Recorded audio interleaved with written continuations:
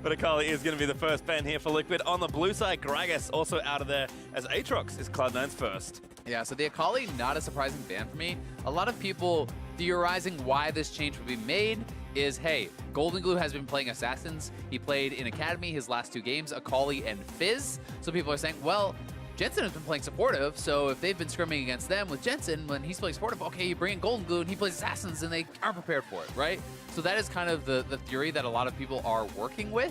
We will see if Fizz gets banned out or if it gets picked away, if TL is concerned about that whatsoever.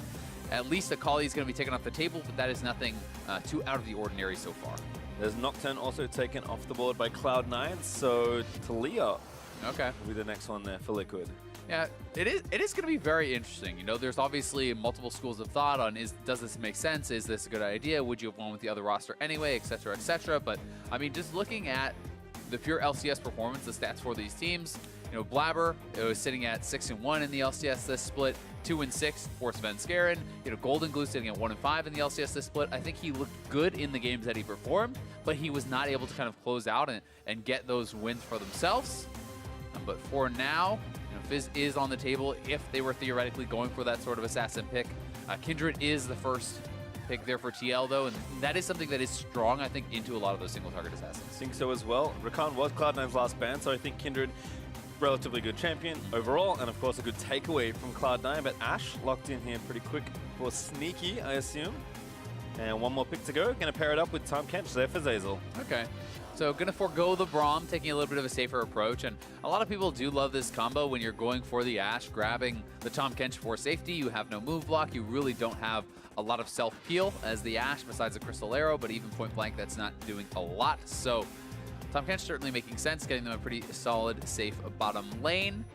They could be looking for a potential mid lane counter pick in the 3rd pick if this were to get locked in here for TL, but you also can just grab Braum Varus, which is considered such a good 2v2 and something that I think I would favor in this matchup. Ashe is a strong laner, but Varus Braum has such good synergy and I think is more aggressive, and they are going to lock in the Lee Sin for Svenskeren. And you know, most people, I was kind of having this conversation, when was the last time you think Sven was really dominating and really at the top of his game? And most people would say 2016 Worlds, Lee Sin, that's when he was carrying TSM in some of those games. That's when he was really taking over. And Lee Sin, you know, a lot of people have kind of started to think of Svenskeren as more of a tanky player. But Lee Sin, as I would say, probably been historically his best champion. And you can see, not picked too much. Dardoch played it yesterday, but that's it, apart from this pick now from Sven. But like you said, he's traditionally very well versed on this champion. And it's been coming back into solo queue. It has gotten some recent buffs, the Q buffs that came through, you know, more damage on the second part of the Q. I believe it got some energy regen buffs, you know, a couple patches before that. So it has gotten a couple little helping hands. This is also, we talk about Gragas into the Kindred, but if you can actually force out that Kindred ultimate before you use your ultimate, you can kick him straight out. You can finish him off there. So certainly have the potential to duel up against that Kindred and can be looking good in that regard. Yep, there's phase 2 bans starting. No, Na and Zoe banned on either side. So Team Liquid cutting Golden Glue's champions down a bit. Zilean also banned. Cloud9 certainly respecting the strength of the comp, so they'll take that one away. They know it all too well. They have played it a lot themselves to great effect, so they're going to take that away. Don't want to give over that Kindred Zilean combo that they have really been playing a lot of, and you know, taking away that Gnar as a blind pick. We have been talking, you know, about the importance of counter picks, about how much that matters for the red side to really get an advantage. So you take away one of the safest blind picks there in the game. Something that Impact would not be able to grab up. You could still see Impact go to something like a blind pick Mundo, which is still very, very safe. There are some matchups which can exploit that, but still, you know, if a Mundo wants to sacrifice lane and try to lose gracefully, it can be very good. And I think they may just be pre-picking the GP and leaving Golden Glue as that last pick. This is something a lot of teams actually like to do specifically into Team Liquid because Impact really just basically always plays tanks. Like it's such a high percentage chance that he is going to lock a tank. If GP is gone, if Gnar is gone, then he's probably going to play a tank, right? So they do get somewhat of an advantage by kind of trying to go a step ahead. We'll see if Impact wants to go carry versus carry and maybe turn that on its head. I think also for Golden Glue in this situation, given the pedigree on these more of assassin-style champions, giving him maybe more ways to set up and counterpick his matchup, maybe makes what can be pretty polarizing performances on champions like Assassins are maybe a bit more robust here. Cho'Gath picked up, and one more to come from Team Liquid. I think we're just going to get Orianna. It seems to make a lot of sense just as a generally safe pick. I really don't think you pick Azir when there's a potential of, Fizz or whatever coming through. So it is possible and would add a lot of late game DPS, and scaling would be very powerful at that stage. And hey, I guess they're just going to go straight up Azir. There's not going to be any... Oh, no. Okay, never mind. All right, last second, it is the Orianna. So that's kind of what I expected. I think this is pretty safe as blind picks go. Ski9, though, does get somewhat of the drafting advantage, being able to kind of pre-counter pick Impact, expecting to zoom in on the beard, kind of expecting Impact to go with the Cho'Gath. So they're going to have a nice matchup for Licorice, who has been crushing it, and they have the opportunity to counter pick mid lane here. The Syndra would not be anything too far out of the ordinary, but can be considered a fairly good matchup into the ordinary. Yep, also received some recent buffs, so players who used to play her, which was basically everyone last year, happy to flock back to that champion. Not too surprising, we've seen a lot more Syndra Orianna in recent weeks, but there is the last pick there for Cloud9, so Golden Glue will be set up for at least some early success here by getting last pick here in the draft. Yeah, and again, Golden Glue I think has been individually performing well on stage.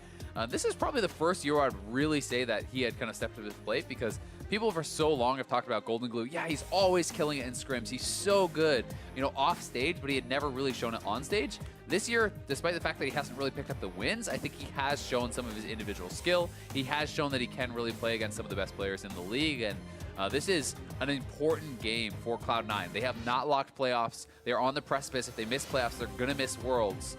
So they really need to get all the wins that they can get, and it's put up or shut up time for Golden Glue and After many weeks, they're finally positive, but we'll see if they can do just a few better. It is almost time for Cloud9 versus Team Liquid. Let's get on to the rifts.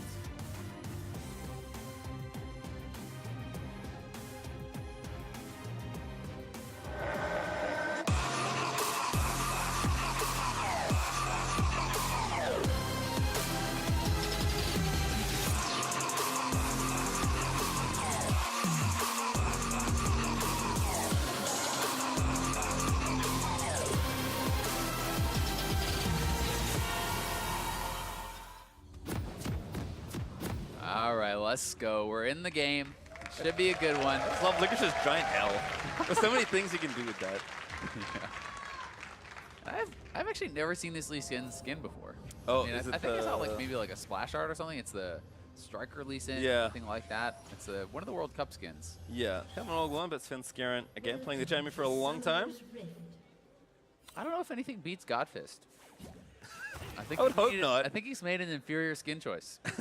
Well, we'll see how he does. But he's looking good. He's got the pink on. He's getting bitten by Wolf. As Smithy does get a little bit of vision, but both teams just strewn across the river here. Maybe Braum will get involved. Looks like arrows will miss there from double lift. Sneaky not going to get poked for a little bit of HP, but I expect these two teams to be relatively reserved here at level 1. Yeah, definitely very likely. We can see Golden Glue does have the Inspiration secondary, so very likely going to be going Time Warp Tonic second. And we do for secondary rather, and he does have the Corrupting Potion, so he may be going Biscuits as well, which is really kind of the ultimate sustain rune setup. Right now in League, you're seeing so many people go for that Corrupting Potion start, so many people going for that rune setup. Licorice very likely going to be going for that too. Pobelter could have the same secondary setup, but he's not starting Corrupting, so we'll be a little bit out of a disadvantage as far as the sustain goes if it becomes like a heavy trading lane. So this actually in our last matchup, Zillion versus Orianna. So certainly see Pobelter look to get some early control of this lane if he can. Bot side here looks like all in double lift should help out, but red side's not there for Sven. Sneaky already getting tagged by Braum passive. Doesn't take too much extra damage though. Yeah, and the Hail of Arrows there is going to be pretty impactful for those early trading. Double lift going to that level 1. Nicely done there by Golden Glue. The trade is always going to be so nice if you can get that Thunderlord proc. Airy is more consistent, but Thunderlord in that short trade should win out as long as you can get those 3 hits. So pretty big for Golden Glue to be able to do so. And a lot of this game, I really feel like anytime there's a Lee Sin, there's so much pressure on the Lee Sin to make things happen early.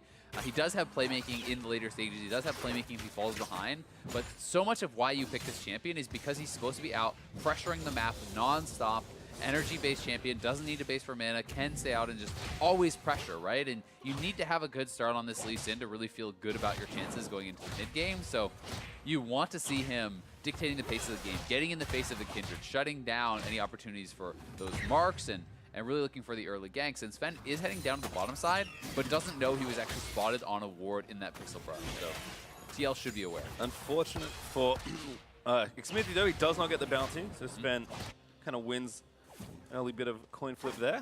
Looks like double Krog steals though on either side, so Jungler's just kind of taking the next logical camp, given the information they have or assume. Yeah, it's going to be a trade there. Xmithie did clear one additional camp, though. He did already pick up his second buff. Sven could go back to that. It's possible, but unlikely we see that actually passed over. We used to see it in some of the Rek'Sai games where people would actually delay their first blue buff a while and then pass that off to their mid laner after they had spent out a lot of their mana. I'm not expecting it this game just because experience becomes so important for Lee Sin on this early game champion, and Sven just going to pick up a bit of a delayed blue buff there. But for Xmithie, if you don't run into the Lee Sin and you're farming equally with the Lee Sin, you're going to be really happy about your chances as this Kindred. Xmithie actually started in the Gromp, currently has Licorice marked in top side. Usually see early junglers getting marked, so maybe Xmithie fancies a visit up there. Impact doing a nice job pressuring. Gangplank early levels isn't too crash hot. Licorice is going to have to farm it out, which is kind of the credo of Gangplank players. Yeah, and one of the things that is very nice, you know, despite the fact that it is kind of like a soft counter pick or giving that free lane over to GP, that Impact did pick into. Cho'Gath has much better push than GP early, thanks to all of his abilities being AoE, right? You can actually shove in the GP and get some farm advantages. Over time, you're expecting that GP to really get an edge, but this is not Gangplank. This is not him going Klepto and really trying to maximize farm. He is playing Grasp more heavily for that lane, so you know, trying to kind of sustain in that lane and looking to take out an advantage a little bit later on into the game. Yep, you can see Sven already completed that first back. Xmithie also the same. So Red Smite Dagger versus double Longsword. You said it, Lee Sin often needs to get aggressive in the early game to get stuff done, and two Longsword's going to make it that much easier. Yeah, exactly. Grab the most upfront combat power that you can get with that buy, right? And Challenging Smite is very effective, but the straight up burst that you're going to be able to get from the double Longsword will be superior to that on the Lee Sin. And we see Sven looking to try to wrap around mid lane a little bit. He is kind of posturing on the top side, knowing that's where the next scuttle will spawn. And he definitely wants to be able to be in position to actually go for that. Xmithie shouldn't really be able to actually check over on that side of the map without vision, with the ability for Lee Sin to be kind of waiting for him in a brush. If you face check into that Lee Sin early on, you certainly could be going down. Also with a nice ward, did spot Xmithie, so he's playing safe as Pobelter gets that push back up. He's a bounty on this left side as well, so Svenskeren going to take this away. Always hurts his Kindred to have those stacks taken away. Oh, Svenskeren tries the super smooth transition of take camp into gank, but doesn't quite land the Q. Yep, again, good ward, you know, from Impact. Had it in the river, so did see him actually coming up there. Xmithie knows where he was, though, and did spot him again. So Xmithie's actually stealing away those chickens, trying to get some of that. Only going to be able to grab some of the little ones, though. And oh, such a clean Q. And again, now Goldenblue's going to force Xmithie to flash away. Yeah, so Xmithie thought he could get that camp away, but does end up paying for it. And Goldenblue going forward. Out of mana, already used the ulti. Gonna look for it here, but needs a little bit more. Yeah, Sven could try to wrap around. If he goes for a flash Q and hits it, he will get the kill on Pobelter. Heal. Oh, he lands a Q. Just straight up clean. Now Xmithie's here, but Sven, he's going to flash order and grab first blood. And now maybe just going to start to fight Xmithie.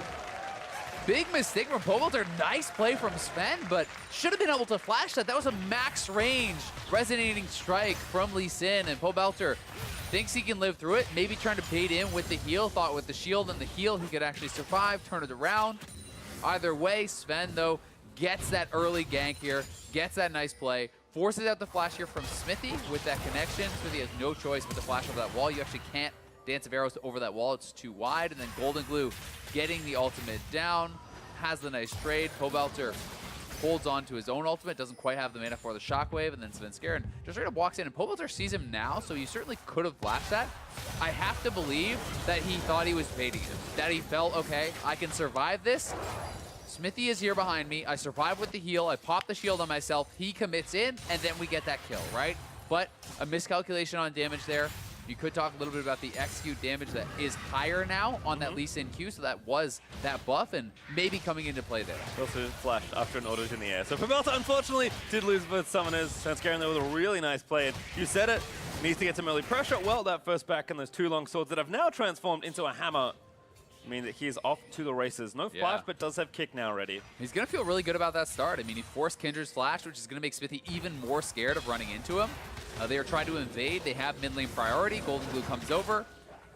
Should be able to take away this blue buff. Probably has to smite it, but we'll see. Golden Glue is actually kind of lying in wait for any potential play. Oh, he actually stole the big floor. Done. Well, while we're here, after the show, Pobelta will be joining Freak and Azale on LCS tonight, and we want to hear from you. So, if you have questions, you especially, send them via Twitter using the hashtag NALCS. Do I just tweet myself? Yes. Okay. Tag Pobelta, send a selfie, do all that stuff. That we definitely notice the tweets more if you do all that stuff. That's true. That's true. Nice steal, though, from C9. Again, continuing that natural extension of pressure from mid lane. Got the gank, did get the dive, and now over to steal the blue buff. I think Sven got it by the looks of things, so Golden Glue no donation, but still happy to take it away from Xmithy. Yeah, and they would like to try to contest their opposing blue, you know, on the side of TL. They had bot lane push, but I don't think they felt confident enough to actually go for that play. GP, is going to have ultimate backup fairly soon. You can see that is on cooldown here, so he did use it in lane, but maybe not tracking that perfectly, maybe not knowing if Golden Glue would get there first. So either way, C9 will be able to take another blue buff. Svenskeren has had control of the scuttles, has been denying all the bounties. So Smithy is still sitting on no bounties. This is definitely a successful early game for the Lee Sin and for Cloud9. Also a Mountain Drake to maybe fight for, so I think teams considering that option as well. Xmithy currently bot side here.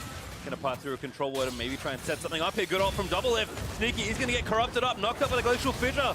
Does have his sums, forced to flush away to Zazel, but he does get the Devour. He's able to save Sneaky. Nicely done. They are able to get out, but it seemed like a bit of a miscommunication as they went opposite ways. Zazel, if he's going to flash, he actually could have devoured Sneaky, then flashed him away and saved Sneaky from using that summoner. But either way, Cloud9 do absorb the pressure. They get out, and up here on the top side, Licorice just trying to farm it up. Impact trying to keep that lane pressure. He has done a good job of it so far, and Svenskeren looking for a potential wraparound mid lane, but Builder has gone back to base, and it's going to be Golden Glue shoving it in. He certainly has priority mid, and is opening up a pretty nice CS advantage. You can see he's trying to actually group the wave a little bit, potentially to set up a freeze. Looks like it. Throws that minion off to the wayside. So I'm going to force Pobelta to play in a pretty tricky spot. Probably won't be a full freeze, but at the very least, he's going to deny a couple more minions, so just trying to extend any possible CS advantage. They know where Smithy is, so Golden Glue should be in no danger of that. Has both his summoners, and a very good start here for Golden Glue on the Syndra, for the Lee Sin, and Gangplank is going to be farming up on the top side. Bot lane is relatively even. Everything feels like it's going pretty according to plan for Cloud9. So far, so good. As Double Lift with that poke, he's going Lethality, which has been the most popular Varus builders. Pobelta maybe going to get all into here. Ulti is coming out, but not enough to get the kill.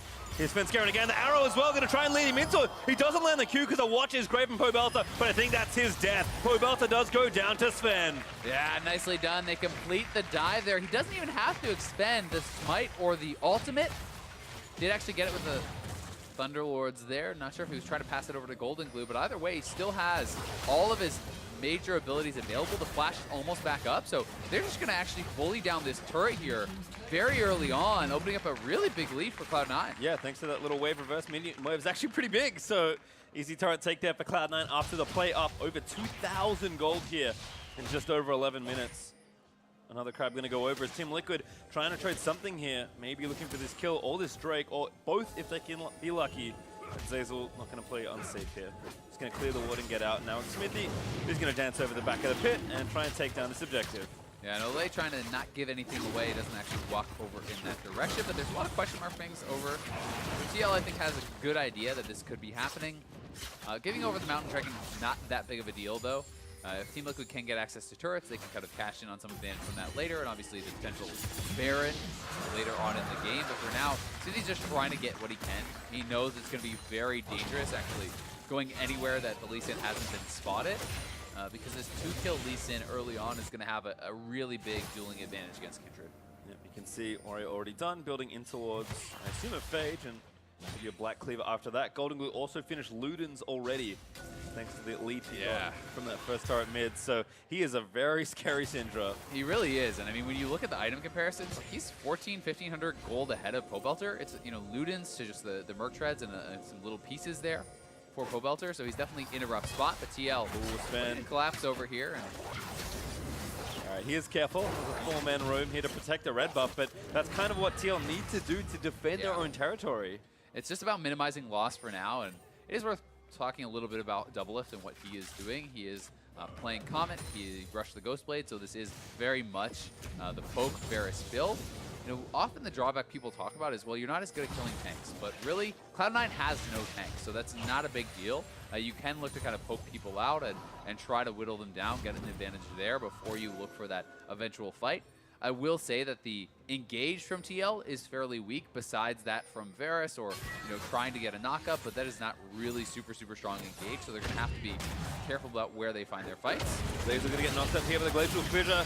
Can't save himself, but Sven actually maybe can turn it back around. The thick skin pop. GP ulti. That's going to force Xmithie to flash away, but Ole will be the trade, I believe. Sven barely missed that Q, but now going to flash over the wall just to make sure this kill happens. Chilling Smite here, Sven gonna chase, he lands the Q through, and that's an easy one. And now Golden Glue, he's roamed down, he's gonna force Xmithie to trade ults with him. Yeah, nice roam there from Golden Glue. You know, he does have the lane push, so he can come down, gets another ult for ult there. And they do trade kills 1 for 1, so not too bad for TL. From behind, you're always gonna be fairly happy about trading evenly there. Here is the play one more time. Xmithie is in position first, Ole goes in, doesn't hit the Q, but the ultimate does land onto Zeyzal. Doublelift there with the follow-up. Ole able to actually block out that Ashe ultimate from Sneaky, and once Svenskeren arrives, they know they don't want to actually continue this fight, so it is TL in full retreat as Golden Glue comes in and is going to be able to actually force out that Kindred ultimate as the Scatter the Weak into ultimate combo would have been more than enough. Yep, Smithy do it. Unstunned for just long enough to pop his own ult. Golden Glue is going to get the blue buff, so continuing on the right path here for the Syndra. It looks like TL are going to swap things up after that last bout of pressure. Licorice now going to have to contend with, looks like 3 people on his half of the map. Yeah. Xmithie going to start the Herald, but Sven sniffs that out. He does spot that that's happening. We'll see if they're going to have a good response to it. Golden Glue is moving over, so they should be able to stop it. And thankfully for Licorice, he does have Triforce already complete, so Triforce is going to allow him to clear out those waves pretty effectively.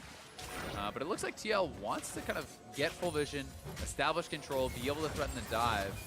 But as for now, it's C9 that feels like they're getting more out of this lane swap because their dual lane is pushing. And this is, guys, the problem, right? Golden Glue still so strong, stuns Pobelter. Q's gonna land. There's the ult out, and that should be a kill. Svenskeren on a rampage. 4-0 and 0. Svenskeren playing so well to start this game off on the Lee Sin. Really getting a big edge here for Cloud9. And Pobelter is having a rough game. Probably the worst of the split for him. In these early stages, he is falling so far behind, has already lost his turret, down 40 CS at 15 minutes, and 3 kills. And in that swap again, because Golden Glue has so much pressure here on this lane, Sneaky about to take the turret, make it 2-0 up pretty quickly here for Cloud9 as far as that objective goes. Yeah, I don't really understand the lane swap, honestly, from TL. I mean, you lane swap your duo top, but then they don't even try to actually push into the turret. So I don't really get what they thought they were going to accomplish there. You know, maybe they were hoping that GP would just be totally unaware and you could get a dive into a turret or something, but still, it feels like it was pretty poorly played, and we are going to go into a pause, but Cloud9 has opened up a very big advantage. I mean, TL was already behind, then they lane swap top, don't even try to push the turret, and Cloud9 is winning on the top side. They're still farming and pushing on the bottom side, so they get that turret as well. Svenskeren having an incredible game so far, 4 straight kills. Yep. All the kills in the game are on this Lee Sin. He's an excellent securer. Electrocute helping him out a lot there.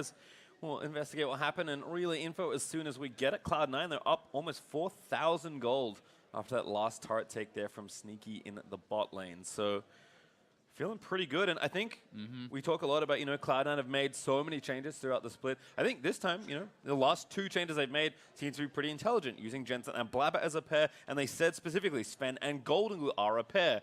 Not only both playing well individually, but especially together, synchronizing jungle and mid pressure, which has been a classic of League of Legends ever since competitive started. I mean, it is good to see not just them playing well, but also playing well together, because that was the whole point of the swap. Yeah, exactly. I mean, to their credit, both the guys that have swapped in are the ones with the big advantages. That is where all of Cloud9's gold lead essentially is. I mean, you have Svenskeren about 1,600 gold ahead. You have Golden Glue about 1,600 gold ahead of their opponent on the other side, in the same position. So that is really where the vast majority of that lead is sitting right now. And they have done a lot of work around that mid lane. They've utilized this strong early game for the Lee Sin, strong early game for the Syndra, and they have been constantly attacking Pobelter. This Orianna who wants to kind of sit back and wave clear and scale up and wait till much later on is not really getting much of an opportunity to do this, and is just kind of being put further and further behind. But it looks like the players are ready, so I think we are going to be getting back into game, and thankfully, no lingering issues. Yeah, looks like just some investigation of lag.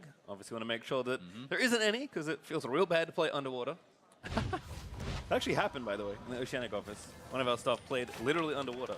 Not very good, as you may expect, but it was a cool promo. Only in Australia. Exactly, upside down and underwater. That's how we like to play. So back into the rift here in the top side. Pobelter has found himself a new home here in top lane. Yeah, I think he's at this point it's just like, get me out of here. Try to put the bot lane in the mid lane, try to have them wave clear. It's going to be scary though for anyone really to go up against Golden Glue, even for Impact. On this Cho'Gath, who we're so used to seeing rushing an Abyssal, or at least a Catalyst in basically all matchups, even physical damage matchups, has just rushed straight into the Sunfire. So, no one really has the tools to deal well with Golden Glue. Ooh, ult there. As actually Zazel going to come in with Svenskeren. Nice use of the Abyssal Voyage, but a great ult from Double Lift stops that one. Yeah, well done. So they get the Abyssal Voyage out. They get Licorice's ult here as well. But it is Pobelter pushing on the top side, trying to get something back, trying to knock down this turret. And for TL, a lot of the next 10 minutes or so is going to be about stabilizing in the game, trying to slow down Cloud9, because you still have a very strong comp in the later stages. You're the comp that has the true front line. They really just need to stop Cloud9 from kind of snowballing this out of control, but Cloud9 is going to look to continue that forward. They're going for the Rift Herald. They're going to try to use this to knock down the last out.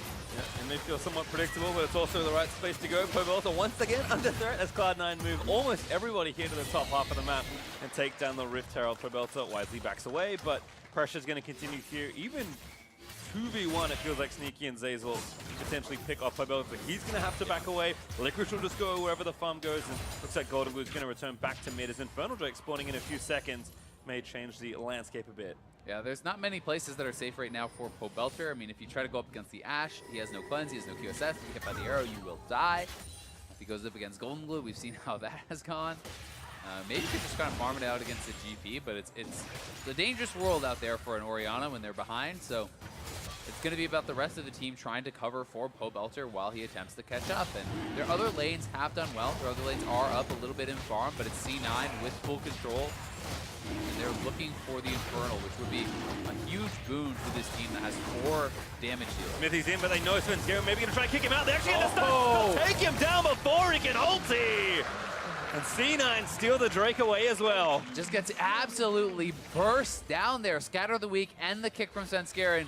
No chance to get that ultimate off. Pobelter at least trades back a tower on the top side, so the immediate power goes more heavily in the favor of Team Liquid. But certainly, that Infernal is another step forward for C9. Here it is one more time. Smithy goes in, Scatter the Weak right there. Kicks it very well timed from Sven. Basically at the end of that Scatter the Weak.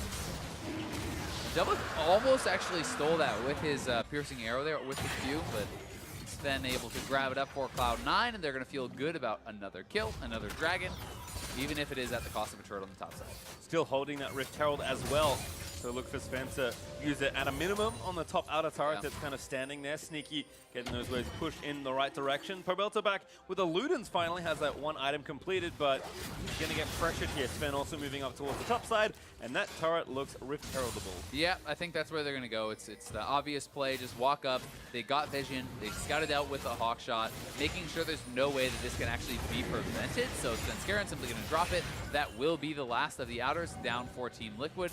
Cloud9 going to be about 5,000 gold ahead, so can even look to continue to push, but TL is moving most of their members up to the top side to try to prevent any potential second turret. Smithy's out of there. He sees the bounty on the right-hand side. He's like, give me that first one. It's been so long. Shelly will perish. Unfortunate. But TL defending at least from that tier 2 charge. But it's pressure in the mid lane now. You can see Golden Glue already has that shoved up. They have the inside track because TL is behind. They cannot face check this Lee Sin, so Doublelift has to walk the long way around, and Golden Glue almost has this turret straight up. Ooh, stuns Doublelift. Ole taking a big chunk of his health bar away as well. That's with Unbreakable up, by the way. Yeah, and not even an ult expended, so you know how that's going to look if he catches it, but Golden Glue. Oh, again, cleanse off from Zeyzal. Great Devour also to save Golden Glue there. Here comes Impact, looks for the Rupture. Zeyzal flashes it. And there's the ulti potentially to turn around. Sven tags Ole with his Q. They're not going to ride in on that one. Instead, Cloud9, let's go back to the other lane they had prepared here. We're going to pressure the tier 2 in top. Yeah, they are right onto this tier 2 tower. Impact did actually TP over, but he has like one spell of mana. You know, his Vorpal Scream is 110 mana. He has like under 100 mana right now on the Cho'Gath. He didn't go, you know, for a Catalyst or any sort of mana item, so he's going to be very careful about how he spends those spells. Nice Shockwave, but doesn't do too much. And Cloud9 are going to walk away with another turret. Really doing such a good job of pushing the pace, and they have access to that Baron Pit now with another tier 2 fallen. Yep, 4 turrets to 1 with the tier 2 in mid looking also very unhealthy. Just had the way pushing, so Impact had to go back and answer that. We'll see whether teams do want to move back out. I imagine Cloud9 will consolidate most of their forces here in mid lane and just knock down that turret. And then now that we're crested that 20-minute mark by a couple minutes, look to threaten the Baron, as you mentioned. Impact's going to be extremely tanky now on this 2 items, but again, he has to be very careful of how he spends his mana because that is going to be much more of an issue than normal. But Warmogs plus Sunfire is a tremendous amount of early health. He is going to be, he's almost at 4K health, you know, 22 minutes into the game. So the Cho'Gath is going to be fearsome in that front line, and if Doublelift can set up a team fight with some poke, Flash Feast is a huge threat there from Impact. You know, they have the ability to kind of follow up and get those kills, but for TL, it's now all about preventing the Baron because C9 certainly has access to the pit, and that is their next step to closing out this game. Yeah, 5,500 gold up as Golden Glue actually finished his Morellos now. But is going to cut down some of that healing that Impact is able to get. See if Executioner's Calling pops its way up at any point as well. But for now, Team Liquid, again, knowing that left side of the map is important, are going to just pressure now and try some sort of siege here in mid lane, but again, Licorice is there on the waves. Sneaky just tended to top side, so this won't last too long as TL will have to answer the side lane pressure. Yeah, I mean, for TL, it's going to be a lot of steps, right? They have to walk together as this 5-man squad because they can't face check without the Cho'Gath. So that means that Licorice gets to push on the bottom lane. They do get the Scuttle, which is going to give them some time around the Baron, but Impact now needs to run down to the bottom side, try to get over there, or they can send Doublelift, who has TP, but either way, Impact has no teleport, so couldn't actually join if he's the one to answer it, and he will be for now. So TL definitely trying to play it very safe, because one mistake for them likely means the Baron for Cloud9, and that likely means the game is over. So they're going to have to be so careful. I mean, Doublelift has good farm, has good damage with this double lethality items. He can certainly poke people down, but if he gets comboed by a Cinder, he will die 100%. There's no question about it, unless Ole can block basically everything. And same thing goes for if Svenskeren can get onto him and kick him back. He's just going to die straight up instantly. There are very few people that can stop this potential play. Ole's going to be the first target. Look for the kick, but they took down Doublelift. Golden Glue just erases him as Xmithie kicked out of the respite, dies as well. Just insane bursting, just like I was saying. I mean, it didn't even require the ultimate from Syndra. That's 2 spells, and Doublelift is dead from full health instantly. Cloud9 get onto the Baron. They're going to be taking this no problem. I don't even think TL is going to try to contest it. There's no way they really can, but you're giving it up this early. It feels like the game is all but lost. Yep, I mean, you'd maybe call to take the mid out of it. Even that, they can't really put enough pressure together to get it done. Cloud9 with a huge gold lead after those 2 picks as they claim the Baron and look to just topple TL in this game. I mean, they are 8.5k ahead. There are many item completions ahead. They have the Infernal. They have the stronger comp at this point in the game. It is looking so grim for Team Liquid, who have just been absolutely run over in this game. And here is Sneaky. Pops off that arrow from the side. Ole does a good job blocking this. But watch this. Look at that. That's 2 spells. That's insane. I mean, maybe it was the 3rd spell coming through. I'm not actually sure. This is your Acer Predator replay, but either way, one combo from Golden Glue absolutely deletes Doublelift. No ultimate required. Nicely done from him, and then Sven gets in, kick flash onto Xmithie, popping him out of the ult. And that's another kill down for C9, which means easy peasy Baron. Also easy Mountain Drake, as Sven is currently soloing it out. Golden Glue getting the bot wave pushing. So Cloud9 closing pretty quickly in on that 10,000 gold lead. Sven's early game has been stellar. Only missed 1 kill participation. He's just been everywhere. Really, really making it work for Cloud9. Him and Golden Glue have been the stars of this game, and it's certainly not been about the rest of the squad. And they are definitely looking really, really good so far to close this one out and put themselves in great position to be locking in that playoff spot. You know, 9-9, I believe, has never missed the playoffs. There is a potential of a 9-9 tie, but has never missed the playoffs in the history of the NALCS. Well, C9, again, still needs to kind of do the work here. Good shockwave. Actually finds the 2 carries. Pobelta may stop this push, actually. Really good time to use that cooldown. Yeah, that was great, but Sneaky can heal right back up, and he's a full item behind Golden Glue. If he's one more full item, that's probably just someone dead, right? But, you know, that is that gold difference showing its face right now. And, you know, Licorice has been quietly farming away, quietly scaling up. He really hasn't had to do anything, but he does have a couple CS advantage. He is on 2.5 items on this GP, level 16, so the ultimate is going to be huge, and he hits that barrel chain, you are certainly going to feel it, so. Yeah, I mean, all the good looks here from Sven and Golden Glue doesn't diminish the just solid work that the rest of Cloud9 have done to stay ahead or even in their matchups and can use the pressure that's been built from mid lane as Cloud9 actually use Abyssal Voyage to move Golden Glue back after the recall. Did want to take one after getting Shockwave, double rupture. He's going to get some damage down. Sven, though, 50% HP. You can see Golden Glue 2-level advantage here on mid lane. 4 levels over double lift. So Golden Glue ridiculously strong. Nice job there for Pobelter to actually avoid that Ash Arrow. Probably would have been his life. They will be sacrificing the last of the outers. 6 turrets now knocked down for C9. 10,000 gold is the advantage. It is just showing itself in so many more item completions across the board. Yeah, and that's without a lot of gold that Cloud9 still left unspent, but you're going to try and maximize the damage they can do with the 35 seconds left of Baron. Unfortunately for them, I believe TL's defense has been good enough to hold these inhibitors, but still the pressure mounting, and again, that next engage is just around the corner, whether it's around that Inferno or the next Baron that will spawn. And Team Liquid will be at such a monumental disadvantage when that team fight comes around. Yeah, and you know, STL, you're going to be really sad to actually see that it is another Infernal spawning up. You're hoping that it's an Ocean, you're hoping that it is one of those air dragons, because it's not something that you want to give up, but when you're 10k down, I don't think you really have an opportunity to contest it. I don't think it's a fight you can win. You need to delay, which means you're giving up a lot of things that are out on the map, and you're kind of just hoping that those big ticket dragons aren't going to spawn. And in this case, they certainly are rolling some strong dragons for Cloud9, and they have put themselves in a great position to capitalize on it. Yeah, look again here. Again, we haven't paid too much attention to Sneaky, but has 3 items now done. So does Licorice. So those crit users on the Cloud9 side are now available to kind of take over this latest section of the game. And GA's done on Svenskeren, and everyone is finishing like a full item ahead of their opponents, right? You look across, everyone is an item up pretty much.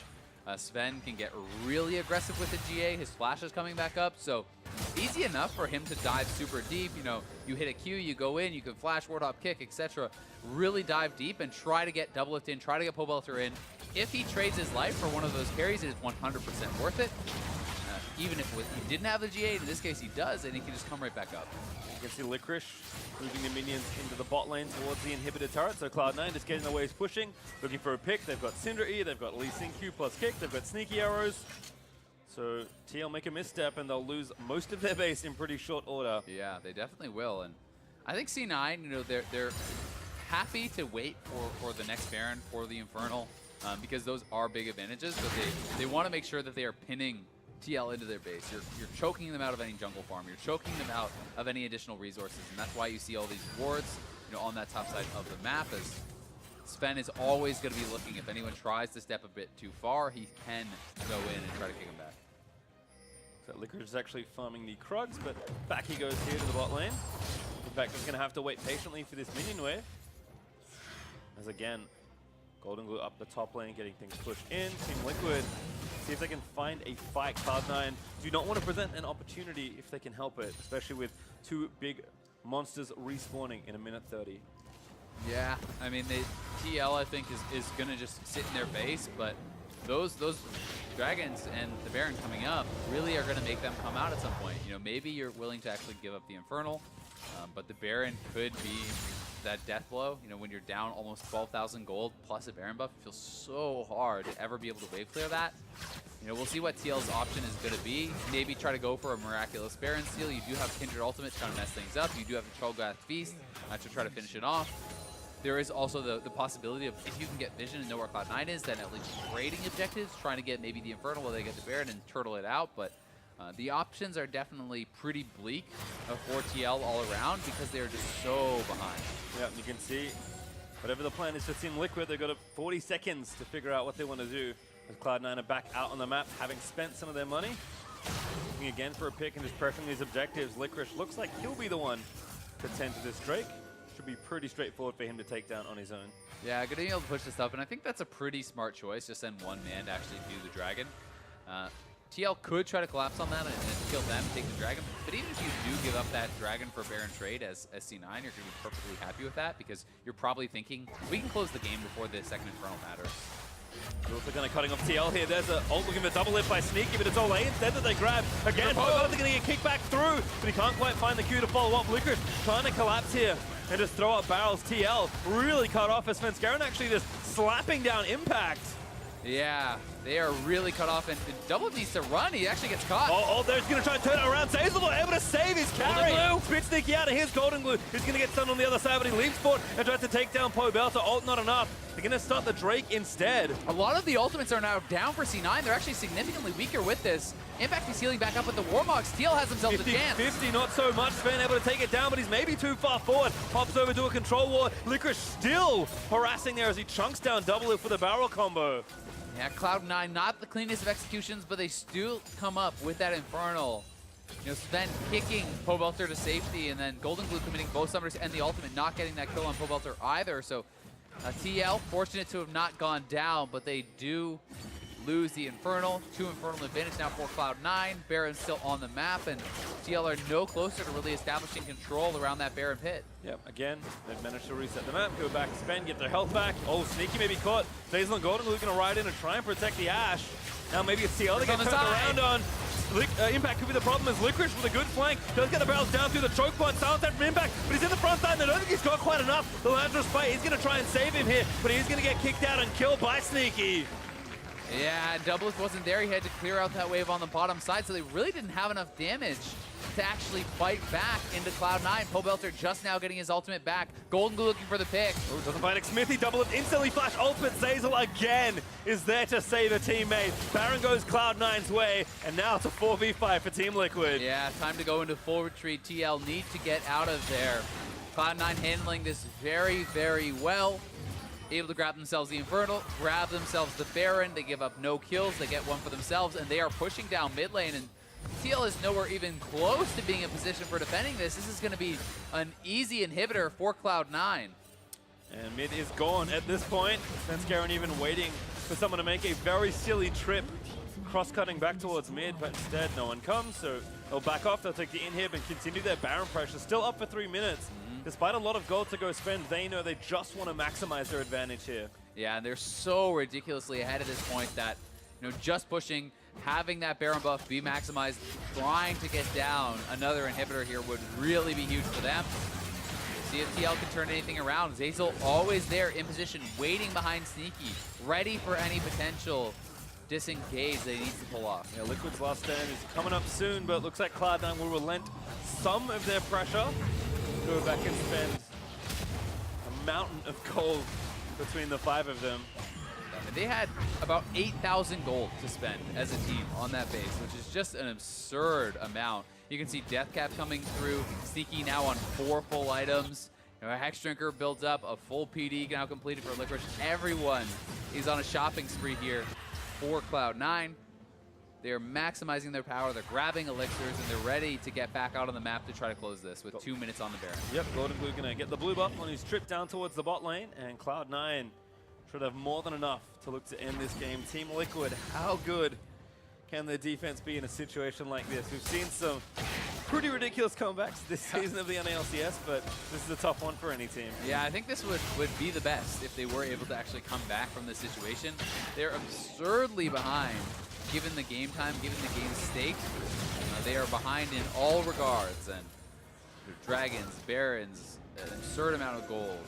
And that's the thing, Cloud9 can close this out, and they're certainly in a good position to do so. What a validating win for the org that has struggled so much at the start of the summer. But inhibitor turrets are starting to fall. There's not much left for Liquid to defend. Sneaky may be caught out of position, but he's dancing around the Qs from Ole. And again, bot inhibitor's exposed. They're just going to ride the Baron minions in there. And this is something that I talked about with TL. They don't have good hard engage, right? So when you are behind, you have to engage in the situation, but how do you engage, right? Ole's fishing for Qs, so great. You're fishing for a knockup on the Cho'Gath. Doublelift really is your best engage, but he doesn't even have flash, so they're just getting completely choked out. No way to fight back from this position. They were supposed to be fighting around neutral objectives. Instead, they're huddled at their nexus 35 minutes in, and Cloud9 is just running them over. Yeah, Sneaky is even just throwing shots into Impact. There's the turret's gonna die. They actually almost both fall at the same time. Impact gonna get started on the front side. Svenskeren tries to make it happen, but he's gonna dance out. The GA still not popped his Impact. He's gonna be looked to fall down. Sneaky able to get it. The next is open, and that's it. Cloud9 with another swap. Smash Team Liquid. Absolutely destroy them, and it's Golden Glue and Svenskeren, the subs coming in, performing so incredibly well. 4-0-4 on the Lee Sin, 4-0-5 on the Syndra for Golden Glue. And they just demolished Smithy and Pobelter in that game, absolutely taking over from the word go. Just getting those dives down, continuing the pressure, and they were able to close out this game extremely cleanly. Really not a lot to criticize here from the side of Cloud9. Yeah, I mean, played it slow when they needed to, reset the map, played the side lanes well, used their pressure they built exceptionally well.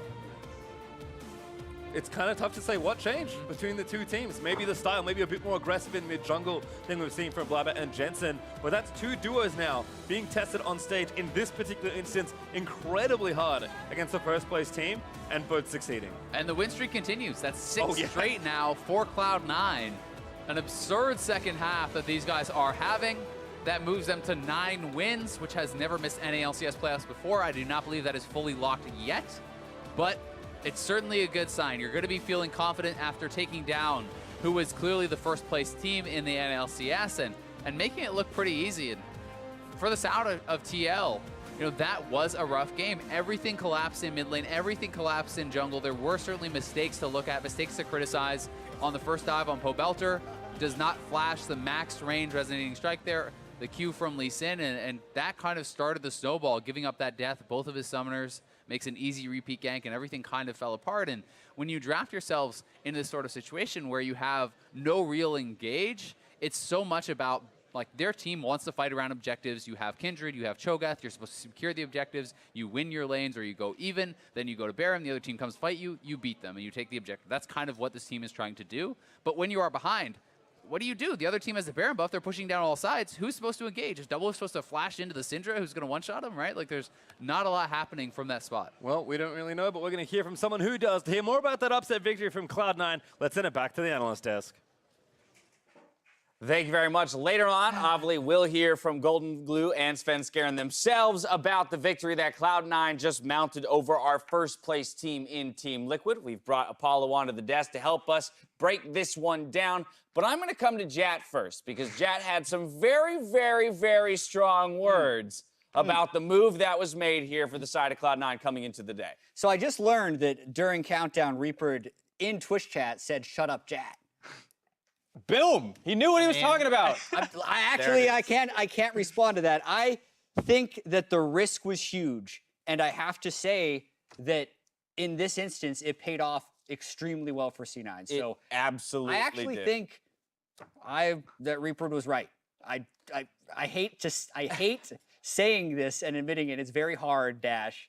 But like they won because of Svenskeren and Golden Lou destroying that game. They absolutely in an insane way. They didn't even show like top or bot in the entire game. It was just like Pobelter just getting dope nonstop. Without a doubt. We did play that that little bit at the top of the day where Pobelter himself said that he had more trouble against the duo of Svenskeren and Golden Glue historically than he had against Jensen and Blabber, and I think it was showcased here. I do want to take a look at the picks that it was done on. Svenskeren breaking that Lee Sin back out. This is a very signature pick for him, but of course it does require you to get off the ground a little bit right alongside that Syndra, though, and then Pobelter just stood no chance. It was surprising to see because we were looking up solo queue accounts being like, is it like Blabber doesn't play Lee Sin? Is that why you need the Sven and Golden Glue combo? Because you look at these two champions and you're like, oh, I think either pairing of the duo Could probably mid play those champions. jungle. We're just waiting for them to do something, special in the picks and bans, and then it's like Lee Sin Syndra. Yeah, but it worked. They were so clean with it. Svenskeren Lee Sin is probably his best champion of all time. Yeah. But like,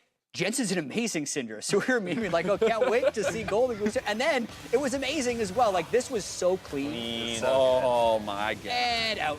And this is right after he forced Smithy's flash, so he couldn't even follow. And then here, once again, that Zhonya's is a little silly because they're just going to do this, walk up on top of you, still no flash. So you might just want to hold your stopwatch there. And then Svenskeren was hungry for blood, flashing over all it. That Q, all right, that one's not as clean. This is clean again, though. Yeah, they had Max such range. an amazing game. Like, burning both summoners there as well. Well, yeah, WoW securing the kill. All right, now the team decides to group up, and let's see the. Oh my! Or double. Did anyone else? Where's Double Lift? Anyone see Double Lift? Paging Double Lift? No, nothing. I mean, it's an insane amount of damage coming out, but we have to remember all the work that was done to get Golden Glue to the point that he can do that with just a couple spells and no ultimate. The camp mid by Svenskeren, the inability by Team Liquid to stop it. A Team Liquid team that has been so good at playing from behind, and C9 just never made that mistake to ever let TL back in the game. Yeah, I think we were kind of waiting for something bad to happen to C9, but it just never happened. And they got 2 Infernal Drakes. Syndra's like maybe 4 levels on the AD carry, so you just can't do anything in that point. Right, we had talked about the hopeful 5-man shockwave, maybe, right? When you're starting to like grasp for straws of how does Team Liquid claw their way back into it. But now I'm more curious about the conversation around Cloud9, from a larger perspective, looking towards playoffs, because again, they are now moving to a 6-win streak, ending Team Liquid's 6-game win streak, but they've shown us 2 different looks now. And when we look at playoffs and we look at the 7-man rosters that teams are allowed to bring into playoffs, this creates a lot of very interesting situations, strategic situations for teams that might have to go up against Cloud9 in a best-of-5. It's weird because as much as it's 2 different looks, it felt from the outside looking in like 2 similar play styles, because before it was the Zillion and then the Kindred of the Nocturne camping mid, and now it's Syndra and Lee Sin camping mid, and the strategy seems mostly the same, and the picks seem like picks that either side can play. So, Reaper hinted at during the tweets that there were some reasons he's not willing to share about why this duo worked here, but from just watching, I'm not sure what would decide when these 2 guys come in versus the other 2. Apollo, you've been in the midst of the franchised system here, and a number of teams have done roster swaps, including your own, throughout the split. Talk to me about the difficulty of preparing for teams that do this so fluidly, as opposed to the way it's been in past seasons you've been a part of, where it's like, wow, this is our 5 for 9 weeks straight, nothing's going to change. I still think, like, even though we didn't really get to see it too much here, I'm sure they had something planned, or they had prepped something that like was only specific towards like Sven and Golden Glue, or they just felt more comfortable with that. So it looked really kind of silly to like look at these guys just smash Pobelter, but I'm sure they have something planned. And just in regards to having like a 7-man roster or just even like a 10-man roster, I think they're, at least for my perspective, I don't really feel too much difference when I play someone else, but I think it just has to do with the team, like the comfort of the team actually having a 10-man roster and knowing like the other champions that these guys plays or the different play styles. Yeah, in the last 8 games, C9 has the best record in the North American LCS. And they're 2-0 against Team Liquid. They've beaten Team Liquid with Jensen and Blabber, and now with Golden Glue and Svenskeren. They're tied with Equifox at 9-7 all of a sudden. Yeah. I mean, there's a likelihood that this team, challenges or makes a run for either a playoff bye or the 3rd seed coming out of it, in which they play the 6th. Either way, it's a lot of speculation here from us on the desk. I want to thank you, Apollo, for joining us in that speculation, but it's time for us to hear from the men themselves. So we're tossing it over to Avli, who's standing by with Golden Glue and Svenskeren. Thanks, guys. First things first, what's it like to hear people who are usually so critical of you guys say nothing but nice things? Sven. Yeah, I mean, this split, I've gotten a lot of flack, so it feels kind of weird. Yeah, I mean, I feel like I'm not really used to it. It's weird people saying good things about me, but it's kind of nice. I mean, it's it's better than them saying bad things, I guess. Well, I mean, it was such a nice and pleasant surprise to see you guys return to the roster this week. When was that decision made to bring you guys back in? So we've been me and Golden Glue have been practicing with the main team the last 2 or 3 weeks, and every time we just fell short in the practice. So Reba chose to go with Jensen and Blabber all the time. But I guess this week we kind of just got a shot. Like Reba gave us a shot, so just happy to finally get the chance. Yeah, and I think it's also a kind of thing where, you know, we're in contention for playoffs. We won a lot of games in a row, so we can kind of risk like switching up the roster a bit more.